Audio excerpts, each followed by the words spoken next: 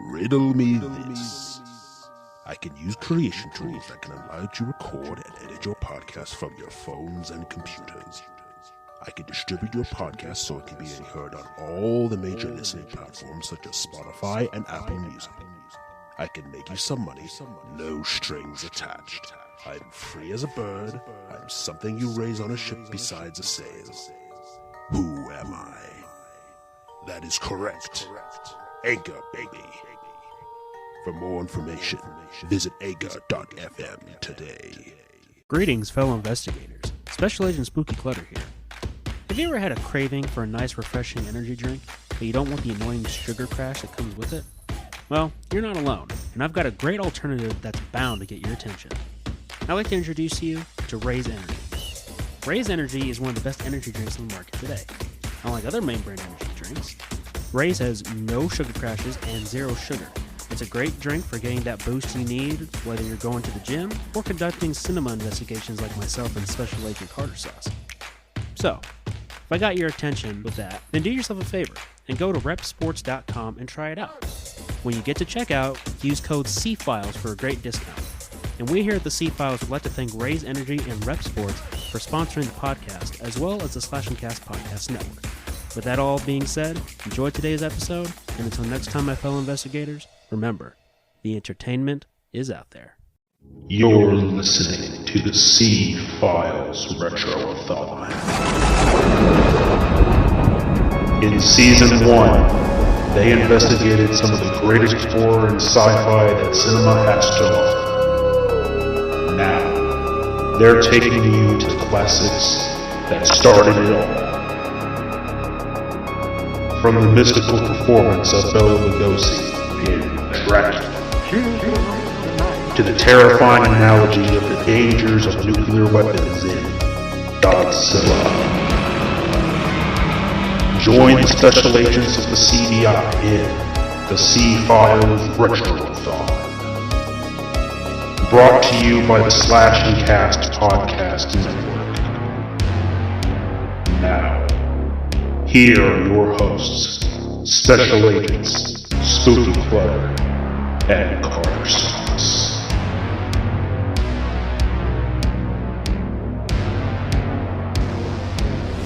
Greetings, fellow investigators. Welcome back to the C-Files RetroAthon. I'm Special Agent Spooky Clutter. I'm Special Agent Carter Sauce. And I'm T-Con. And today we are covering our third film in the C-Files RetroAthon from the Universal Classics catalog, that being 1932's The Mummy, starring Boris Karloff. And to give a brief breakdown, this movie is about a mummy, and it follows a expedition archaeological group that have found an ancient tomb in Egypt, and they find a certain mummy that has a cursed box, if you will. And within this cursed box is a scroll that has the power to raise the dead. And these archaeologists unknowingly resurrect this mummy, and now the mummy is on a mission to resurrect his dead mummy princess. And it's up to our heroes to stop the mummy from committing this ritualistic crime of killing her and raising her from the dead. And I gotta say, as far as originality goes from the plot, this is pretty good. Granted, this is in 1932, and unlike the previous films we've reviewed, Dracula and Frankenstein, The Mummy doesn't have a direct source of a book that it was based on. Obviously, from Dracula and Frankenstein, you had books that were previously written before the movies were made, and the movies were based off of those books. However, with The Mummy, that's not the case. So, originality, 10 out of 10. This movie is legendary for introducing a lot of new things for Universal films going forward, and I'm very excited to get into this film. As a person who grew up, I was born in '95, and I never even heard of I never even heard of this movie, and I was young at the time. It wasn't until I saw The Mummy from 1999, which came out 67 years later from the original one, which is a good remake. And whenever I think of Mummy, I think of the one with Brendan Fraser and Rachel Weisz, or Weisz. Anyway, but when I first saw the one from 32. It just feels like you're going back in time and you're going through a feel of nostalgia of like back in the 30s, stuff like that when everything was plain and simple. But now everything is just but but when I saw this movie all the way through, 10 out of 10. But there was a little nitpick though because there wasn't so much action in it. But it's okay. Well, despite the action or non-action, whatever your perspective is, I have to say at least they put some music in here this time around, and that kind of helped out a lot. Yeah, I agree. Putting in music a little bit. It was still pretty much a quiet film, but with the music that they did input, I thought it was nice. When we were watching the film, T-Con mentioned that the film, like some of the music in the film, reminded him of Tom and Jerry music, and I have to agree. There was a lot of Tom and Jerry-esque music that I caught. So for those who watched the original Tom and Jerry, the original cartoons from the 60s, you can hear those Tom and Jerry music cues. But as far as action goes, and comparing it to the 1999 remake, the films are night and day. This movie is less on action and more on suspense and a little bit of romance and crime. It's a lot more slow. It is a slower film, like a slow burn, but it's still really good. And some of the moments in this film are really chilling and haunting. Here I am using that word again, haunting, and it fits perfectly because Boris Karloff is finally able to show off his vocal skills. He starred in other films like Frankenstein or The Old Dark House, and those were mostly mute roles, as in he didn't speak very much.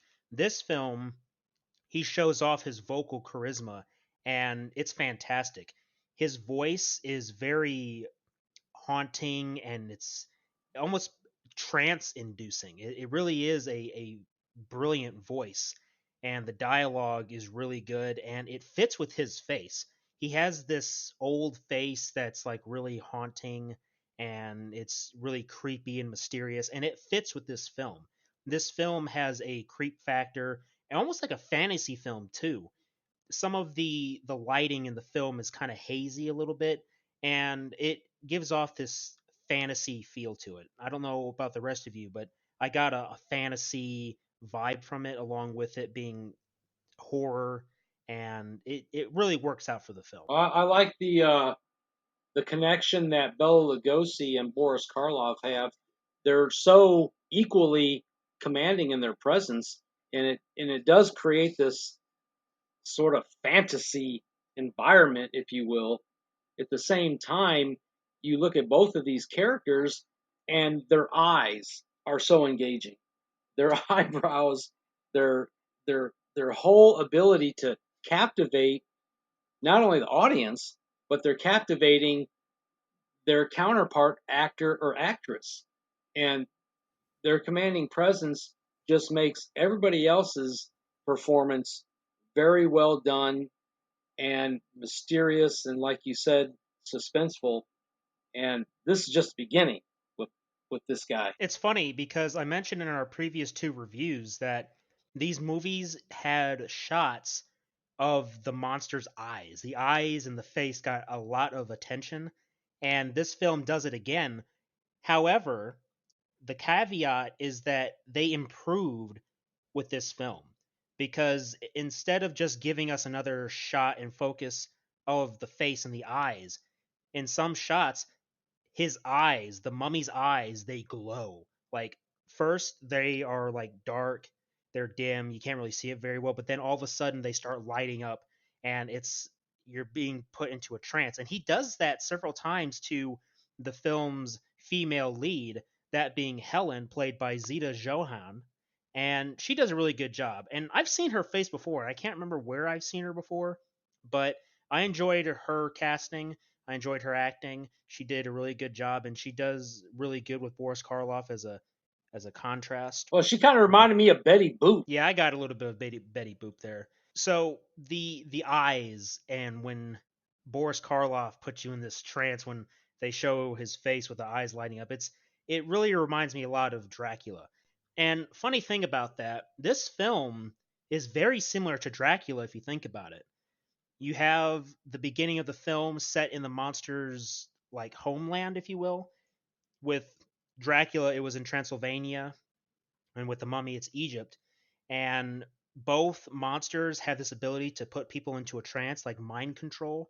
They have these supernatural abilities that prey on the weak-minded people. The both monsters also have a modern-day love interest, and they want to turn their love interest undead like themselves so they can live forever together, together forever type of deal. Then you have Edward Van Sloan come back as the hero. Isn't that funny? I forgot to mention that not only do we have Edward Van Sloan returning from Frankenstein and the Mummy, but we also have David Manners, who was Jonathan Harker in Dracula. So he comes back. He skips over the Frankenstein movie to come at us with the Mummy. So we get to have this duo again of David Manners and Edward Van Sloan. And ironically, both Dracula and the Mummy end in a similar way where they all come together to stop the monster, and the monster dies with them together, David Manners and Edward Van Sloan. So this movie has a lot of similarities to Dracula, and it's uncanny. And speaking of which, I finally figured out the name of the song that played in the beginning of Dracula in the credits. It's actually called the Swan Lake song, and I believe it was by I can't pronounce his name. It's like Cherchovsky. It was a Russian guy, but he did Tchaikovsky. Tchaikovsky. So he did the music for that, and the song Swan Lake comes back again for this film. So again, there's a lot of parallels to Dracula, and I love it. And the Swan Lake song is fantastic. It's this ominous and mystical song. It's beautiful. I love it, and it fits in perfectly with the tone of this film. Yeah, I have to say that the music there is really great, and I want to reflect back what you talked about is about this love interest thing. The reality is that in this film, it's an archaeological expedition. It's kind of like referring and remembering to me of the Indiana Jones trilogy, or actually more than that. But you have that love interest there, and you have the mysterious things of things like Egypt and far off lands that have history of mysterious and suspenseful things. And so, yeah, this is one of those things that's going on in Egypt again. My thoughts exactly, and the reference to Indiana Jones. Like, if you were like somewhere in later on in the movie when the Mummy, who or Imhotep as he's called, or he goes by another alias name, Ardith Bey, which is actually the name of the Magi in the '99 adaptation of the Mummy. Fun fact: he finds this piece, like some sort of a urn of something, and he tells him that it's part of the tomb of Princess Anaxunum or Anaxunamun. How I could go either way how you pronounce her name. And once the archaeologists and the diggers are digging, they're in like this like human conveyor belt. They're digging and they're chanting. I'm just getting flashbacks to Raiders of the Lost Ark when they're digging in the Well of Souls trying to find the Ark of the Covenant. It's moments like that, and the opening scene where the camera is panning out to like these mountains and these pillars. It feels like I'm watching like a like a World War II propaganda type action reel that you see in the movies. Well, speaking of Indiana Jones, when they actually showed that scene of the pillars, it reminded me of the pillars scene in Indiana Jones and the Last Crusade when they went to go find the Crusader Knight, and they had those pillars outside before entering into the cave. So I was kind of reminded of the Indiana Jones there too. So we have a lot of reference to these action adventure film serials that played back in those days where you had archaeology and adventure and action. Once again, of course, there isn't a lot of action in this film, but this movie does play very well on the creep factor and the suspense. And with a lot of these monster movies, you would expect the monster just to be on a killing rampage, and there isn't a lot of depth to those characters. But for the Mummy, that's a completely different story because it really is a love story when you look at it. You take away all the horror aspects and the supernatural things. This movie starts out for the antagonist that the woman that he loves is dying, and she eventually does die. So, as an act of breaking ancient law, he goes and steals this scroll called the Scroll of Thoth, which has the power to bring dead people back back to life. And doing this defies the will of the gods, and he actually gets caught trying to resurrect her. So he gets condemned to the nameless death, where he gets buried alive. He's mummified and buried alive, and any indication of who he was gets scratched off of his sarcophagus. And that's a really scary thing if you think about it. Not only being buried alive, but the thought that any indication of who you were as a person being erased, that's pretty terrifying when you really think about it. And that's kind of like a plays on your psyche a little bit. It's like you want to be known for something before you leave this life, but then you do an act of defiance that condemns you to where you won't be remembered. It's pretty unsettling. Well, the whole thing is that this is an expedition, okay? And so you get the expedition, which was led by Sir Joseph Wimple, who was played by Arthur Byron, and he finds the mummy of an ancient Egyptian high priest, as we know, Imhotep. And the reality is that the curiosity killed the cat, because Dr. Wimple's friend, who is Dr. Muller, played by Edward Van Sloan, reveals that you don't want to be touching this box, because what you're going to do is you're going to cause the scroll being read, and those words being read to the mummy, who's Imhotep, is causing him to come back to life. And so there you go. But the thing is, though, is that the movie in the beginning never hints that the mummy would actually be coming back to life. On the warning in the box, it said death, eternal punishment will come to those who opens this casket or opens this chest. It never really hints that the mummy's going to come back to life. And of course, we have a young guy in the movie. His name is Ralph Norton, played brilliantly by Bramwell Fletcher. And I say he's brilliant because when the mummy actually does come back to life, as he opens the box like a dumbass, right? Curiosity killed the cat. So he opens the box, the mummy comes to life, and when the mummy comes to grab for the scroll, he sees the mummy grabbing the scroll, and he just lets off this shrieking cry, and then he starts laughing. He's like laughing to death. And it reminded me a lot of the Joker with laughing gas, where you laugh to death. But I bought that performance. One of the things that we always see in these movies is that people overact and their reactions are over exaggerated. But this guy, he really convinced me that he was scared shitless, because he screams and his facial reaction is just like, ah! And then he just starts laughing, and he says the mummy went out for a little walk. I thought that was pretty funny. Yeah, well, the thing is that, here you get that famous laugh like you get from Star Wars, and that's a laugh for the ages, just like the Star Wars laugh. I think there's a name for it. Are you referring to the scream, not the laugh? You're thinking of the Wilhelm scream. Yeah, the Wilhelm scream. Well, we can call this the whatever laugh. We have to make up a name for it. But even as a little kid, I remember that laugh, and I've used it for the past 40 years. I'll have to rehearse it later on here in our review, but I'm going to get it right, and I'm going to share it with the audience, what that laugh is, because it's an iconic laugh for the ages. Indeed it is.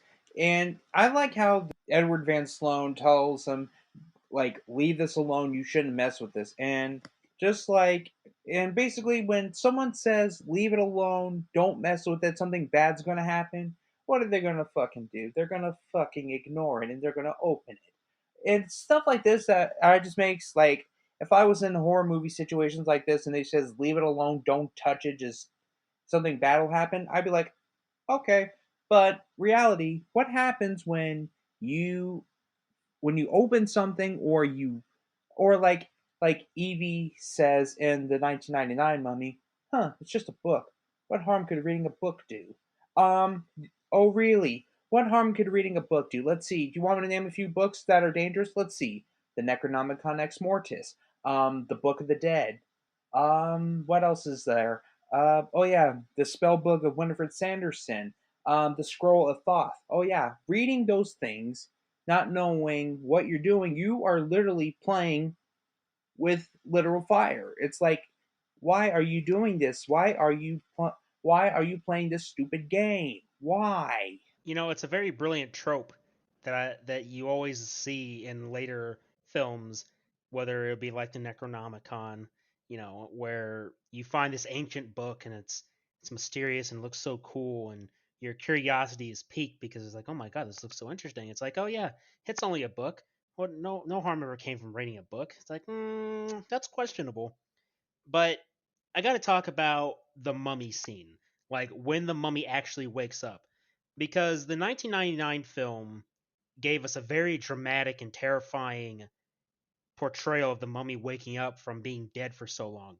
This film is actually very slow with this scene. It's slow throughout, but this particular scene is very slow because the mummy just doesn't wake up and scream like, I'm a mummy, I woke up.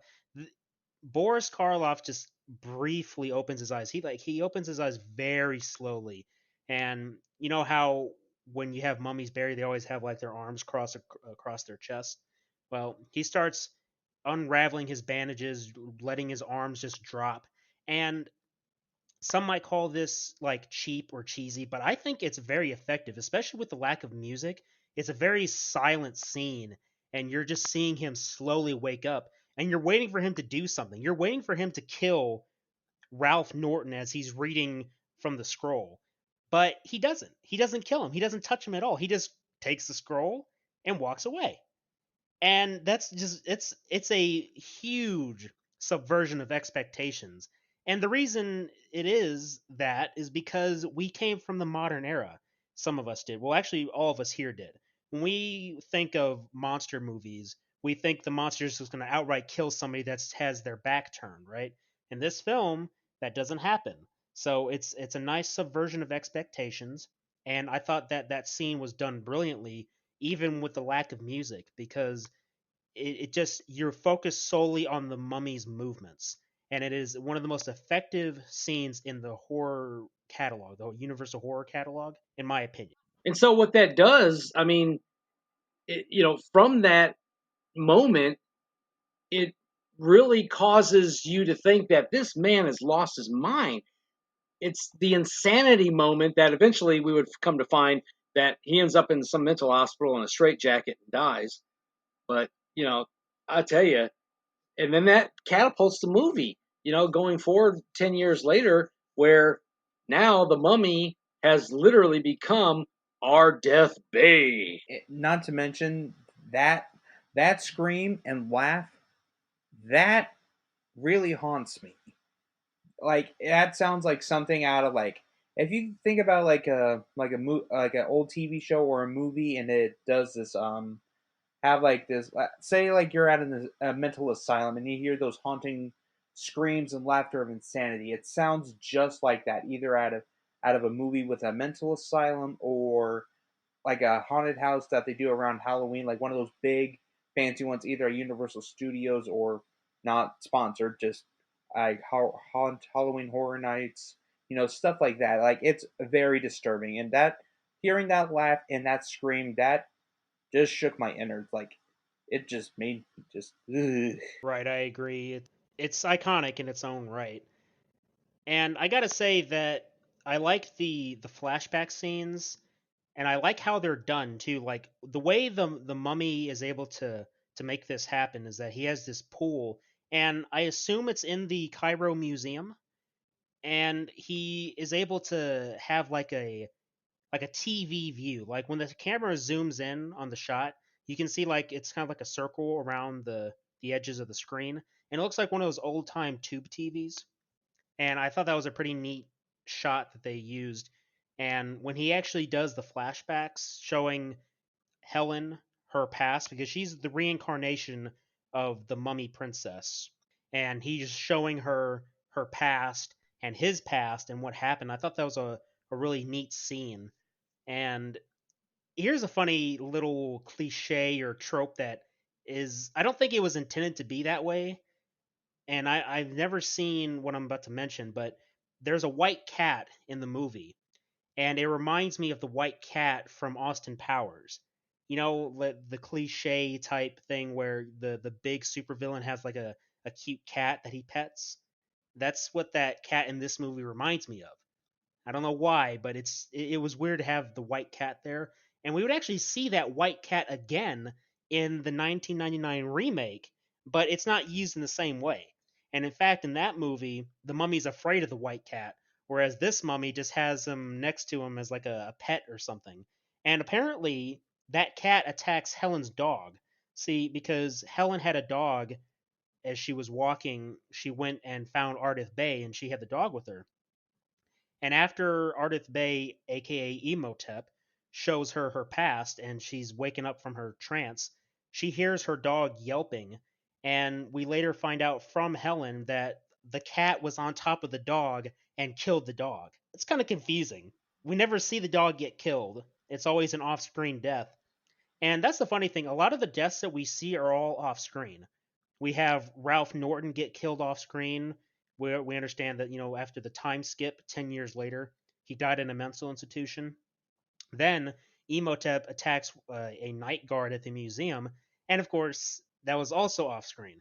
However, I will say that the Sir Joseph Wimple character, played by Arthur Byron, when he dies via, I guess you could call it a force choke if you think about it, because Emotep was looking in that pool again, and he was seeing Sir Joseph Wimple trying to burn the scroll of Thoth.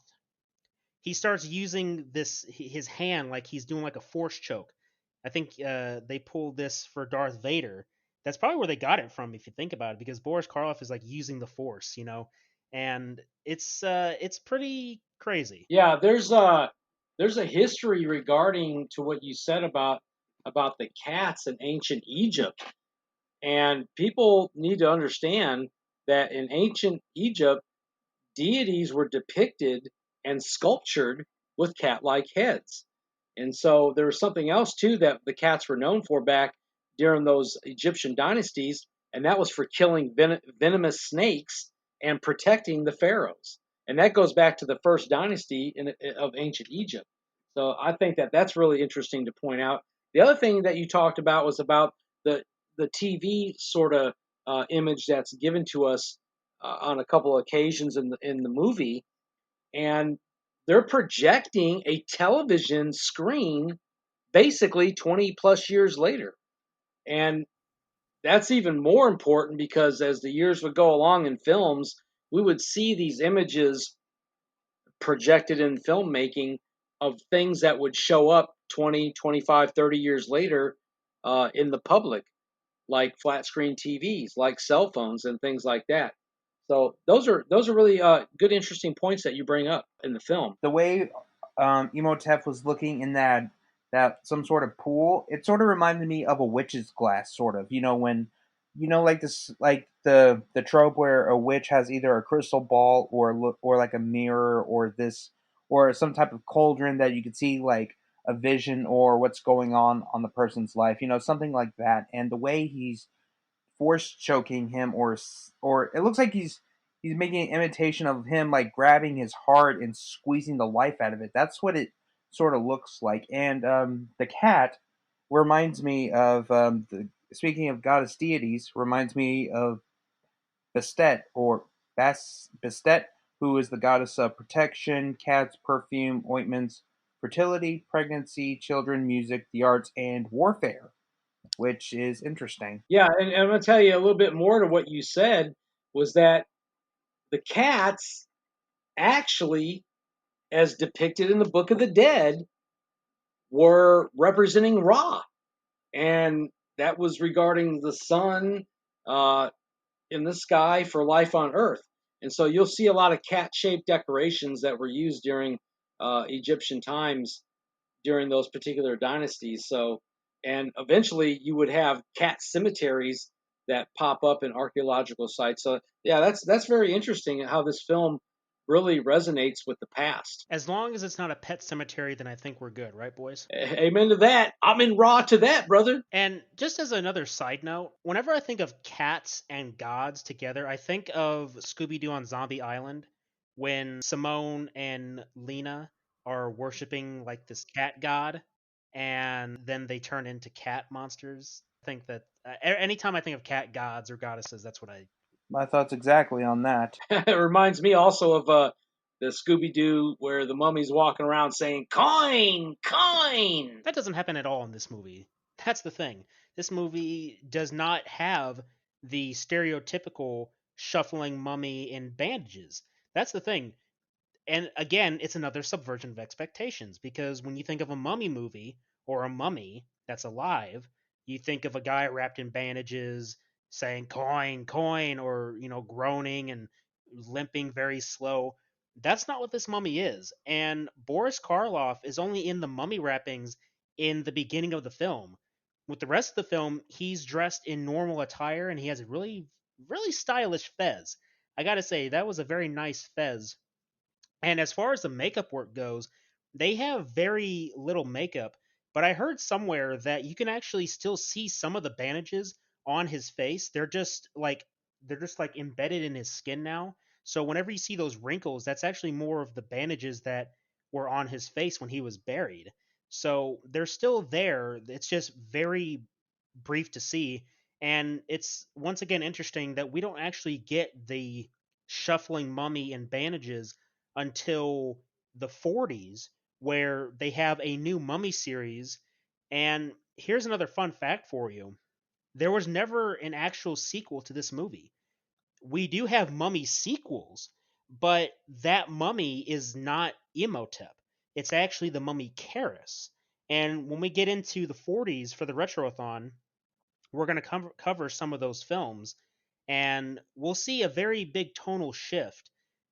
And that's where we actually begin to see that more action orientated slasher esque style of a mummy movie where you have a slow walking mummy that strangles people to death. But this movie is very unique in the mummy franchise, if you will. It's the one mummy movie that was more of like a slow burning, suspenseful thriller. You know, I wonder if a lot of that came later just based out of resorting to things that would make people scared or feeling sense of impending disaster. And things were created out of Egypt that really didn't ever happen. And so it was projected onto the screen, I guess, for the enhancement of fear and horror and death and all those things that you were speaking of. Right.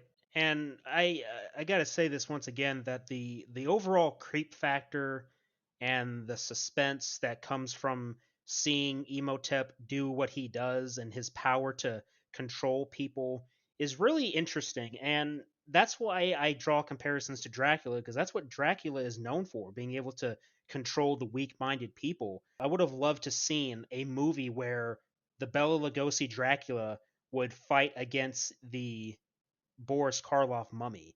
I know there wouldn't be a lot of like fighting, like actual physical fighting involved, but it would be really interesting to see these two powerhouses go at it because they're both very similar and they're both ancient beings that came back from the dead. And both have a commanding presence and a lot of power with their faces and their hands. And I would have loved to seen a crossover. And of course, we do get crossovers later on in the 40s, but we don't really get to see a Mummy versus Dracula movie. We got a Frankenstein versus the Wolfman, which also happened to include Dracula, depending on which sequel you're watching. But we never get to see that Boris Karloff versus Bela Lugosi necessarily. Well, that would happen later on in films in the coming decades because there were many times I wished John Wayne and Clint Eastwood have met up together, and it never happened. And so it's happened with other great actors. You think that they would have put them together in films. And we were, I have to say, blessed to have people like Harrison Ford and Darth Vader, played by James Earl Jones, that they were counterparts to each other, if you will, not in person, but in the characters of Han Solo and Darth Vader. But I think during the early films of that era, when film was first coming on the stage, if you will, and then of course in film, and then we finally got dialogue, and there were so many people that were vying for a position of respect, I guess, or to be the star is basically what I'm trying to get at. And that's a whole history that I encourage our listeners to look at, is to look at Bela Lugosi and Boris Karloff, and you'll find out that not the best things happened between them. A lot of times, and I'm diverging here for a moment, digressing, if you will, that Bela Lugosi actually played second fiddle, if you will, to Boris Karloff as the years went along. And I'd like to do some more research on that myself, and I would suggest our listeners to do that too. But it would have been great to see those things happen, to bring them together. That would have been an epic, with the monster classics that were developing in the early 1930s going forward. That would have been a great opportune time to bring those two men together, and just didn't happen. I agree. And I would definitely encourage our listeners to dive back into these classic films, because there's a lot of history there, and there's a lot of memorable things that help to inspire a lot of the modern films we have today. And that's why we're doing this retroathon, because in our first season we delved into some of the classic modern films of the eras going forward, even into the early 2000s, and we enjoy those films. And sometimes people forget to realize that we had these classic films that inspired those filmmakers of the modern era to do what they did.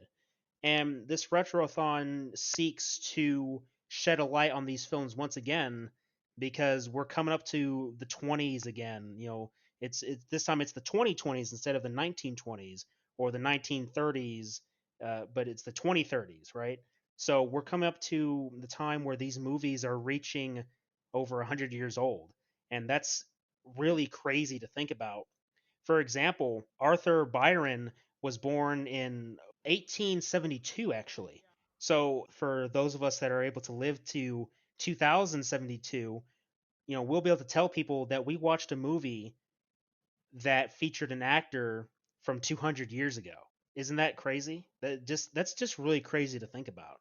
So history is very important, especially in our business here of reviewing films and giving honor and praise to these films, because you had a lot of interesting people working on this. And I'm a history buff myself, and I especially love cinematic history.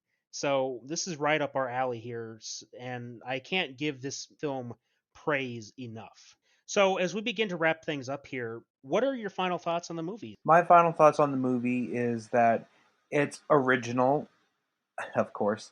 It's not only is it original, it has a good story plot, and I like how it shares the similarities of Dracula. And I'm not calling it a copycat. I'm just saying it shares the similarities. Monsters, a little bit of romance, a little bit of heroes, but stuff like that. And another fun fact is that Arthur Byron, of April 3rd this year, he's going to be 149 years old. That's what I think. It's a very good. It's very good. Sometimes you gotta. Sometimes you gotta dive into the source materials, but the '99 Mummy and this one, they're good popcorn flicks, or something you would want to watch on Halloween night, or just watch for the hell of it. Yeah, there's so much to this. I agree. Bridging those two time frames there that Carter was talking about. I also want to reflect back on Anak Cinnamon, and there's many renditions on how to say her name. Nevertheless, we have to understand, like what was said earlier by Spooky Clutter there about a love story. I see a love story at the same time. I see a sociopath element to this, because in the end, Imhotep didn't get his way. And so he makes this attempt to kill her, and his anger is so, reminiscent of somebody that's a killer. And then in the end, it's ironic that you would have Isis sort of come to be the savior, if you will, as she, raised her arm and, threw out this flash of lightning that basically set the scroll of Thoth on fire, and it basically broke the spell that had given Imhotep his immortality, and in this case, causing him to crumble into dust. So I thought that was really good, and it was an amazing moment there where righteousness really prevailed, and it broke the spell of evil over this young lady. And a point of interest to remember too is about Thoth. Thoth, of course, is an ancient Egyptian deity depicted in many ways. There's a feminine aspect, Thoth. It also, reminiscent of truth and understanding. You get wisdom and writing and science and magic. There's so many things associated with Thoth. So, and of course, in Greek, it's Hermes Trismegistus.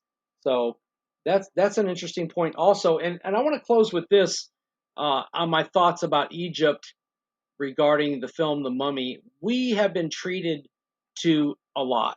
And it's important to go back and watch this film, because you're getting images from ancient Egypt that you don't get these days anymore. And so all the mystery and suspense that goes along with Egypt is really good. As far as my final thoughts on the film, I adore this film. I love the 99 film. With that said, I think I like this one just a little bit better, for the reason that this movie is much more of a horror thriller, and there's a lot more mystery and suspense. Don't get me wrong, I love my action scenes, but if I were to recommend a mummy movie based purely on its horror and suspense, this film is the superior film because of that slow burn and the build up to certain scenes. And that's why this movie is still remembered to this day, even though there have been a slew of mummy movies and mummy remakes. And if you notice, the sequels lack that charm and that fantasy mystery that this film brought to the table. And I miss this film. I say that because when we see the mummy sequels in the 40s, they are severely lacking in that mysterious fantasy and suspenseful tone that defined this film. And also Boris Karloff, because Boris Karloff never came back for any of the Mummy sequels. So his charm isn't there either. That's not to say that those other Mummy movies are bad, because they are, some of them are good in their own right. It's just they lack in that magic that made this film so popular. So those are my final thoughts. Those are our final thoughts. Thank you guys very much for tuning in again. I'm really enjoying this retroathon. For some of the movies that we're going to be watching, I've never seen them before. For Carter, that is the same thing. For T-Con, he might have seen these movies before, but it's been a long time. So this is a trip back in time for all of us, and I'm very thankful that our viewers are going to be there with us, because this is an amazing journey that we're on, and I'm very excited for what's coming next and where we are going forward.